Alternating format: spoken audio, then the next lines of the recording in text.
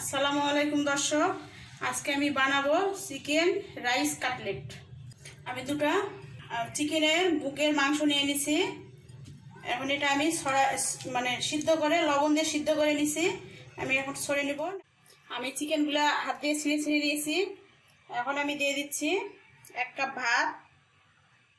তারপরে দিচ্ছি আমি পুদিনা পাতা, 1/3 কাপ দিচ্ছি পেঁয়াজ কুচি, হলুদ দিচ্ছি 1/2 চামচ, ধনার গুঁড়া দিচ্ছি 1/2 চামচ, জিরার গুঁড়া দিচ্ছি 1/2 চামচ, গরম মশলার গুঁড়া দিচ্ছি 1/2 চামচ। লবণটা আপনারা আপনাদের স্বাদ মতো দিবেন। এখানে আপনারা মরিচ চিলি ফ্লেক্স ব্যবহার করতে পারবেন, কাঁচা মরিচ কুচি করে কাটে দিয়ে ব্যবহার করতে পারবেন। আমি কাঁচা মরিচ লালটা পাকা ছিল, আমি বেটে রাখছিলাম ফ্রিজে, সেটা আমি দিচ্ছি। মরিচটা আপনারা আপনাদের স্বাদ মতো দিবেন। আদা 1/2 চামচ, রসুন বাটা 1/2 চামচ দিয়ে দিচ্ছি। একটা ডিম দিচ্ছি, একটা লেবু আমি চিপে দিচ্ছি। লেবু দিলে কাটলেটের ফ্লেভারটা ভালো আসে, স্বাদ ভালো আসে। কর্নফ্লাওয়ার দিচ্ছি 2 টেবিল চামচ। এটা এখন আমি বেটে নিব। আপনারা ইচ্ছা করলে শিলপাটাতে দিতে পারেন অথবা মিক্সারে নিতে পারেন, যেভাবে হোক, কিন্তু শিলপাটা দিতে গেলে ভাত আর মাংসটা আগে বাটতে হবে, তারপরে এই উপকরণগুলো দিয়ে হালকা করে বাটা দিতে হবে। এই তো দর্শক, আমি বেটে নিয়েছি। বেশি করিনি, এই যে ভাত কিছু কিছু আস্তে আস্তে আছে, এভাবে বেটে নিয়েছি। নিয়ে আমি এখন ভালো করে মেখে নিব।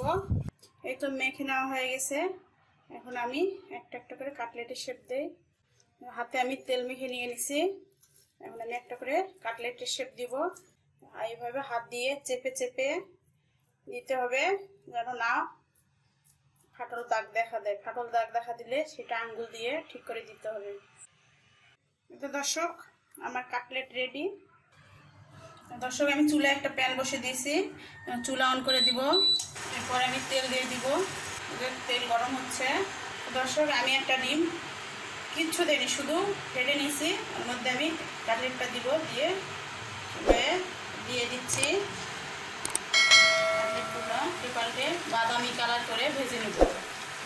এই তো দর্শক, আমার বাদামি কালারের হয়ে আসছে কাটলেটগুলো। এখন আমি উঠাই নেবো একটা একটা করে। আর আমি কাটলেটগুলো ভাজছি লো মিডিয়ামে।